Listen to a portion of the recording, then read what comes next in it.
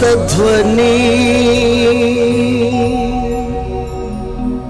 సిలువధ్వని వినువారి హృదయాలలో విజయధ్వని.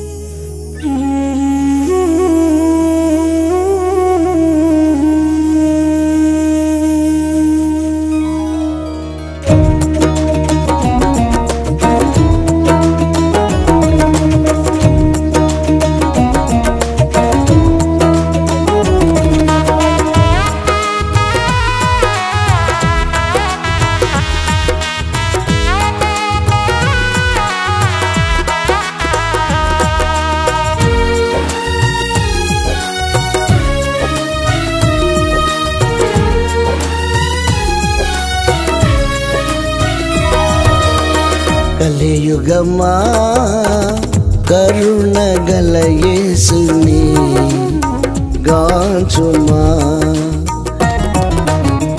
కలియుగమా కరుణగల యేసుని గాంచుమా.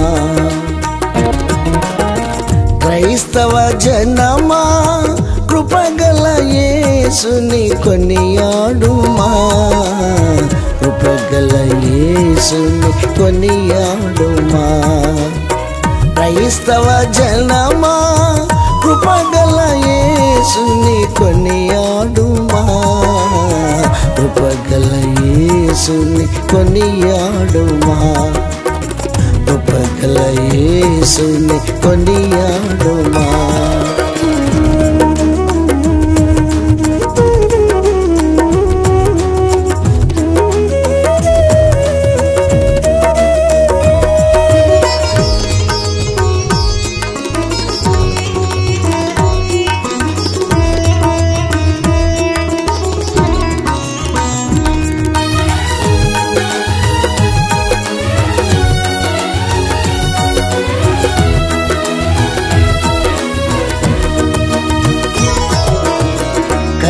కలికాలముపై కరుణను చూపి కుటిల మనసులు మార్చివేయగల్. కలికాలముపై కరుణను చూపి కుటిల మనసులు మార్చివేయగల్. కరుణామయుడే క్రీస్తుగా ఇలలో. కరుణామయుడే క్రీస్తుగా ఇలలో. కరములు చాచి పిలచెను ప్రజలను. కరములు చాచి పిలచెను ప్రజలను. కలియుగమా కరుణగల యేసుని గాంచుమా.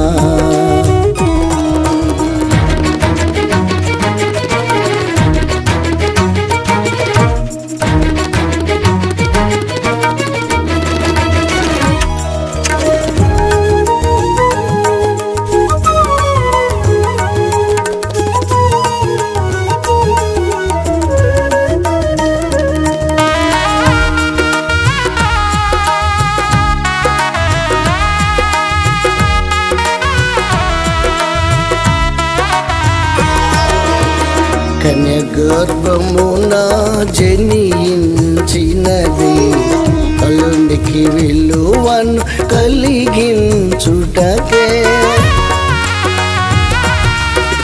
కన్య గర్భమున జనించినది కలునికి విలువను కలిగించుటకే. ప్రవచన పురుషుడు ప్రభువైన యేసుని ప్రవచన పురుషుడు ప్రభువైన యేసుని శిరములు వంచి శరణని వేడుమా, శిరములు వంచి శరణని వేడుమా. కలియుగమా కరుణ గల యేసుని గాంచుమా.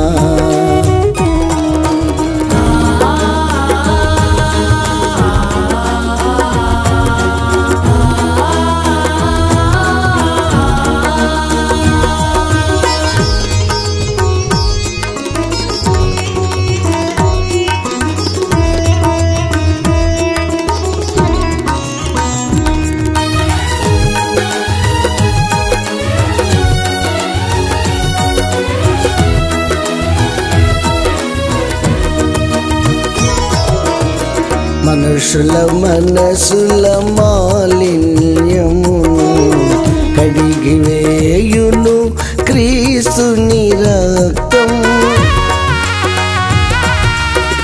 మనుషుల మనసుల మాలిన్యమును కడిగివేయును క్రీస్తుని రక్తం. కలత చెందకు కష్టాలు కలిగిన, కలత చెందకు కష్టాలు కలిగిన, లోబడి అడిగిన లభించు సకలము, లోబడి అడిగిన లభించు సకలము. కలియుగమా కరుణ గల యేసుని గాంచుమా. కలియుగమా కరుణ గల యేసుని గాంచుమా. క్రైస్తవ జనమా కృపగల యేసుని కొనియాడుమా, కృపగల యేసుని కొనియాడుమా.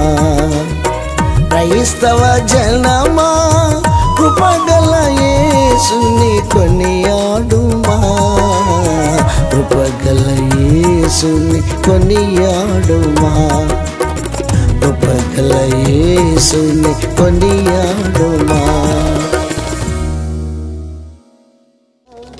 యేసుని మాటలలో విలువను ఎరిగినచో, యేసుని మాటలలో విలువను ఎరిగినచో, నీ బ్రతుకంతా మేలే మేలుగా, నీ బ్రతుకంతా మేలే మేలుగా.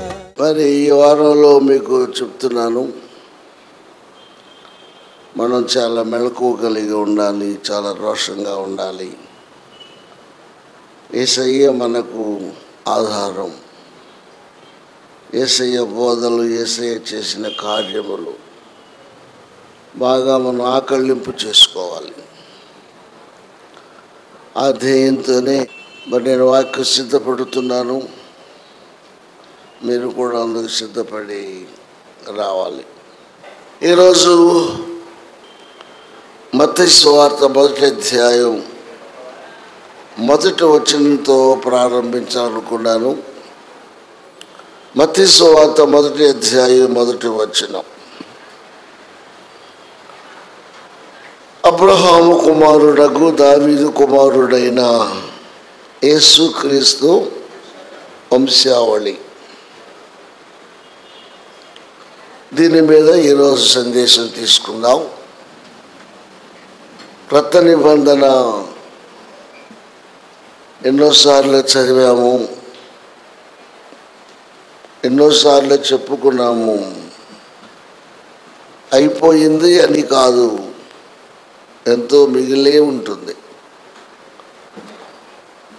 తెలుసుకోవాలి, చెప్పాలి, ముఖ్యంగా ఆ ప్రకారముగా జీవించాలి. చాలామంది, కొంతమంది నేర్చుకోవడానికే ఇష్టపడుతున్నారు, కానీ ఆ ప్రకారంగా జీవించటానికి చాలామంది ఇష్టపడుట లేదు. వారు దేవునికి లెక్క చెప్పాలి. సరికదా మళ్ళీ తేలిగ్గా మాట్లాడటం. ఎవడో జీవిస్తున్నాడే వాక్య ప్రకారంగా, అందరూ దొంగలే అంటే దొంగల బ్యాచ్ ఎక్కువైపోయింది. వ్యక్తిగతంగా ఎవరికి వాళ్ళమే నిర్ణయం తీసుకోవాలి, పోల్చి చూసుకోవాలి. ప్రైజ్ ది లార్డ్, హల్లెలూయా. మాట చదువుకుందాం. మత్తయి సువార్త 1:1 చిన్న ప్రార్థన. తండ్రి, మీ నామమునకు స్తోత్రాలు, వందనాలు చెల్లిస్తున్నాము. ఈ వాక్య ధ్యానంలోనికి వెళుతూ ఉండగా మీరే మీ దాసుని ద్వారా మీ బిడ్డలతో మాట్లాడండి. దీన్ని మళ్ళా టెలికాస్ట్ చేస్తూ ఉండగా టీవీ ద్వారా ఎడిటింగ్ చేసి అక్కడ ఎంతోమంది వింటారు కాబట్టి టీవీ ద్వారా వారు కూడా మేలు పొందగలుగుటకు సహాయము చేయమని, దీవించుమని, పరిశుద్ధాత్మదేవా మీ కార్యము జరిగించుమని యేసు నామమున వేడుకొనుచున్నాము తండ్రి, ఆమేన్. టీవీలో వింటున్న వారికి ఒక సూచన. కీర్తనల గ్రంథ ధ్యానములను మొదలుపెట్టాం. లక్షలాది రూపాయలు హెచ్చించాం.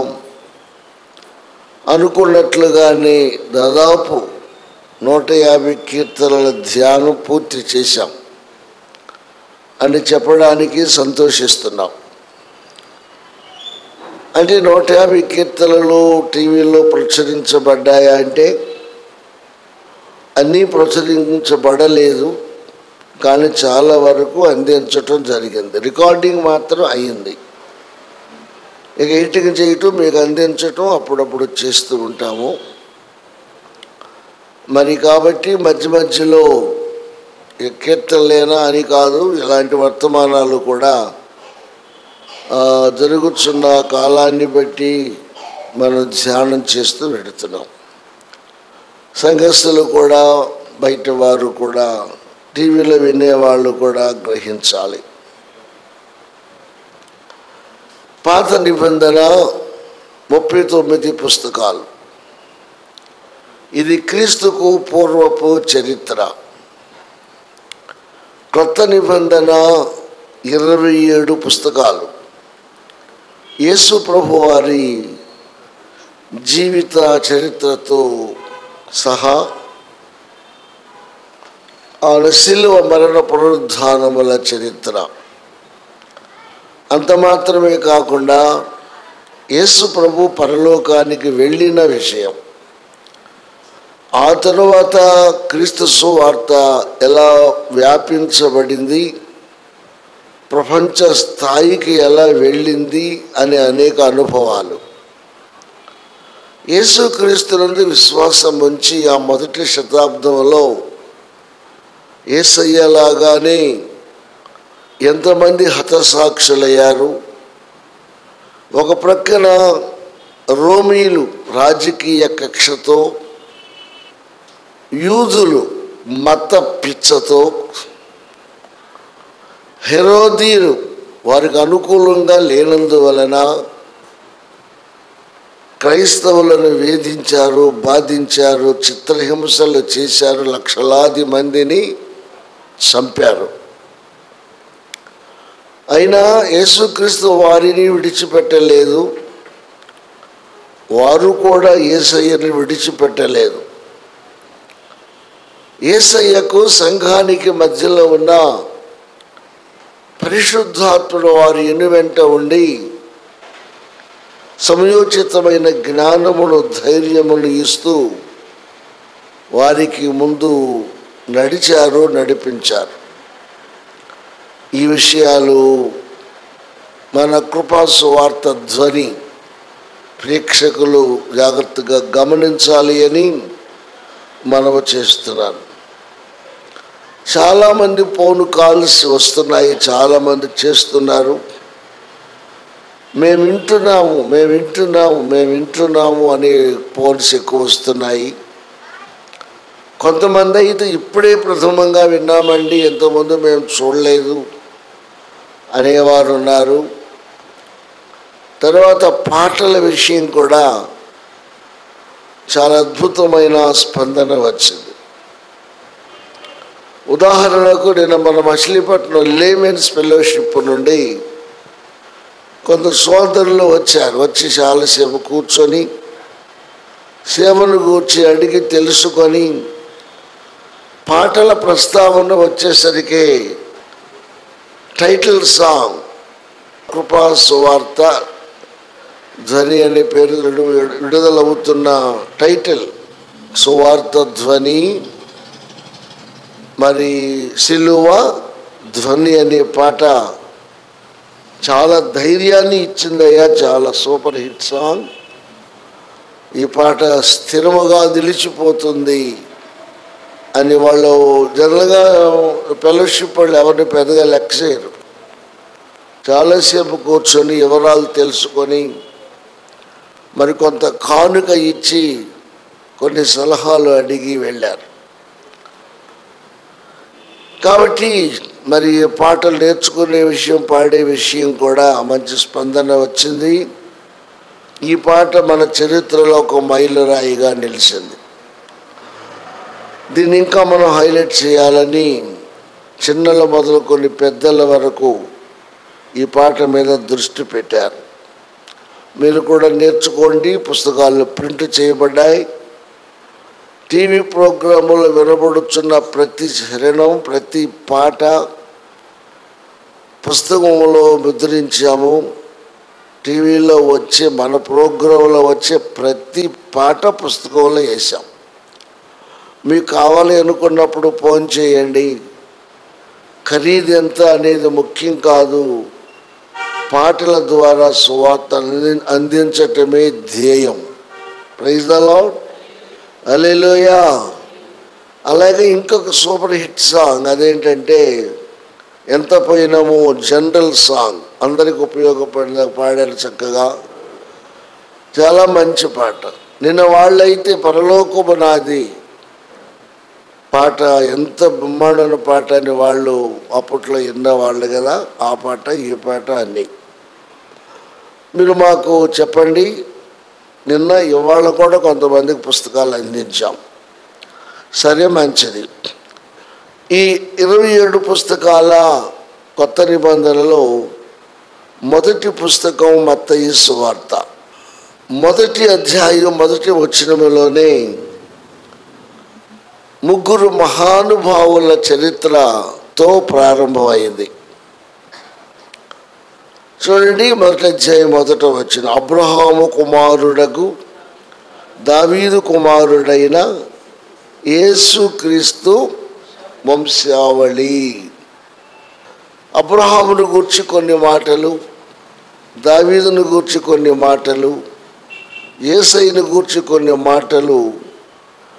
ఈ కొత్త నిబంధన రీస్టార్టింగ్, మన పునఃప్రారంభ విషయంలో ఈ మొదటి వచ్చిన ధ్యానంతో మనం ప్రారంభించుదాం. ముందుగా అబ్రహాము అంటే ఏంటి, ఎవరు అనేది మీకు పరిచయం చేస్తాను. ఇప్పుడు అందరూ అబ్రహాం గురించి చెప్పుకున్నారు. మన వంతుగా మనం అబ్రహాము క్రీస్తుకు పూర్వం 2000 సంవత్సరాల నాటివాడు. క్రీస్తు పూర్వం 2000 సంవత్సరాలు అంటే క్రీస్తు శకం 2000, టోటల్గా 4000 సంవత్సరాల క్రితం మనలాగానే ఈ భూలోకంలో జన్మించి 175 సంవత్సరాలు జీవించి దేవుని స్వరాన్ని విని దేవుని పిలుపును కనుగొని దేవుని మాటకు లోబడి అప్పటికీ ఆయనకు కలిగిన సమస్తాన్ని వదిలిపెట్టి ఒక తండ్రిని మాత్రమే తీసుకొని తన కుటుంబంలో బాధ్యతగా తాను వివాహమాడిన శేరముని తీసుకొని భార్యని తీసుకొని బయలుదేరాడు. ఆనాటి కాలం ఎలా ఉంది ఒక్క మాట మీరు వినండి.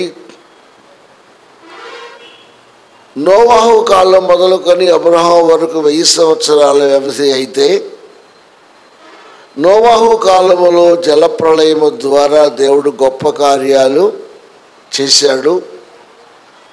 బైబిల్లో స్పష్టంగా ఇవి రాయబడ్డాయి. నోవాహు నుండి అబ్రహాం వరకు ఉన్న 1000 సంవత్సరాల వ్యవధిలో మానవ మనుగడలో, మానవ జాతిలో గొప్ప మార్పులు వచ్చాయి.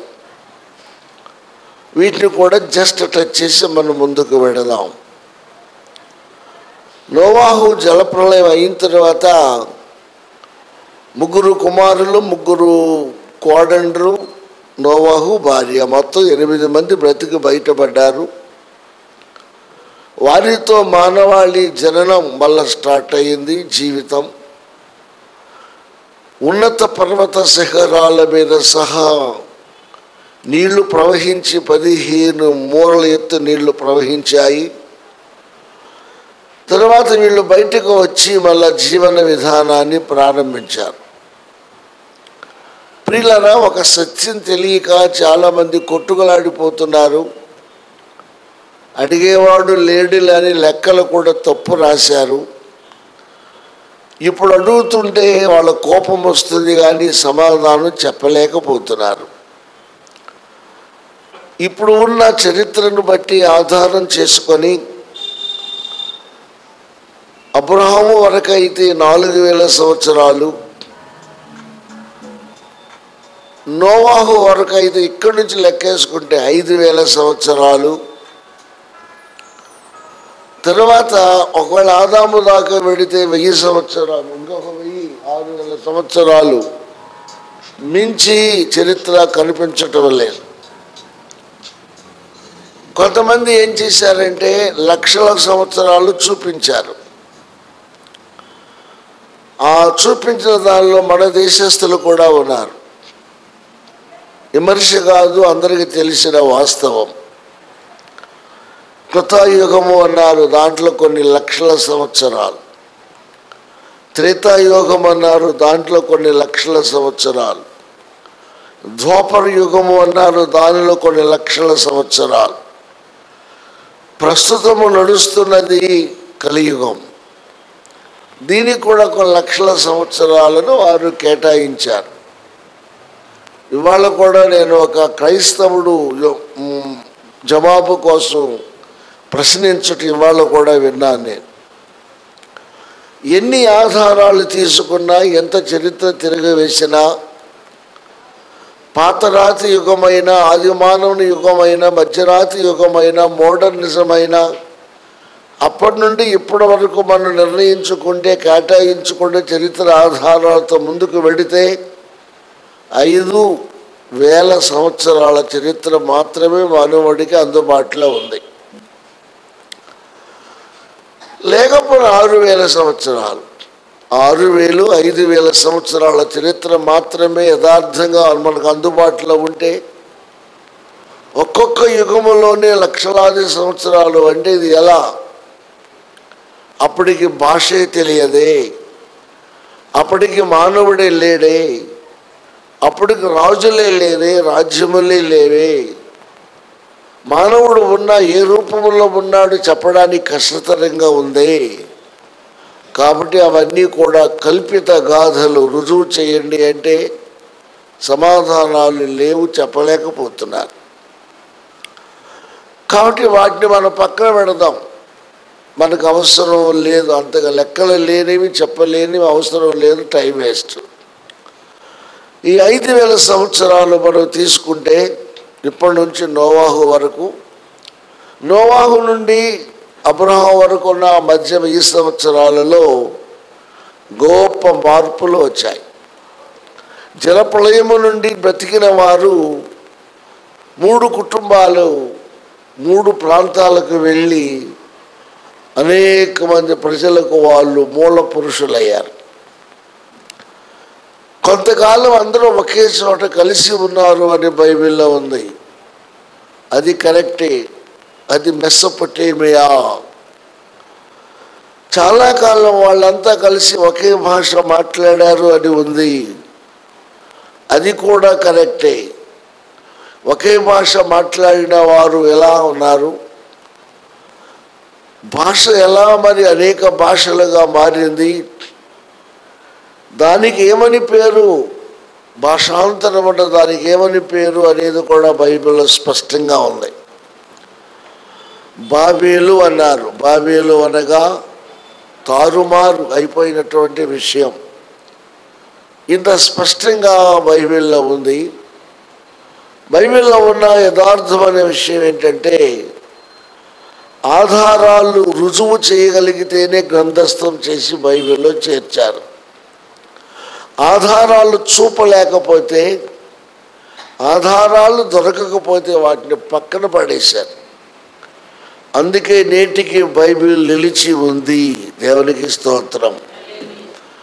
ఒక దేశం పేరు ఎత్తాము అంటే అది నేటికి భౌగోళికంగా రుజువులతో ఉంది. ఒక భాష పేరు ఎత్తామంటే అది రుజువుగా ఉంది. ఒక జనాంగం పేరు ఎత్తామంటే అది రుజువుగా ఉంది. ఉత్పత్తి క్రమాన్ని ఎత్తామంటే అది రుజువుగా ఉంది. జీవన విధానం ఎప్పుడు ఏది ఎలా కనిపెట్టబడింది తెలుసుకోవాలంటే బైబిల్లో స్పష్టంగా ఉన్నాయి. ఇటీవల నేను ఒక పాట విన్నాను. భూమిని దేవుడు ఆజ్ఞాపించాడు, ఇత్తనములు ఈ చెట్లు నీ నుండి మొలుచును గాక. ప్రియులారా, ఇప్పటికట ఈ భూమి మీద లక్షల రకాల మొక్కలు ఉన్నాయట. గ్రహించండి, లక్షల రకాల మొక్కలు ఉన్నాయి. చిన్నది కావచ్చు, మిడిల్ కావచ్చు, హై కావచ్చు, వృక్షాలు కావచ్చు. లక్షలాది రకాల మొక్కలు భూమి మీద ఉండగా పరిశీలనలోకి వచ్చినవి 4000 లక్షలాది మొక్కలు భూలోకములో భూమి మొలిపించి ఉండగా ఎవరి మాట ద్వారా? దేవుని మాట ద్వారా. అమలులోకి వచ్చింది మాత్రం ఎన్ని? 4,000.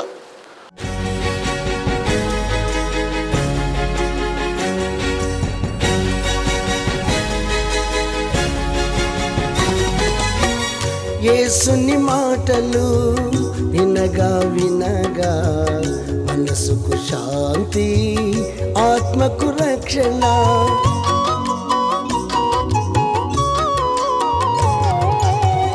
యేసుని మాటలు వినగా వినగా మనసుకు శాంతి, ఆత్మకు రక్షణ.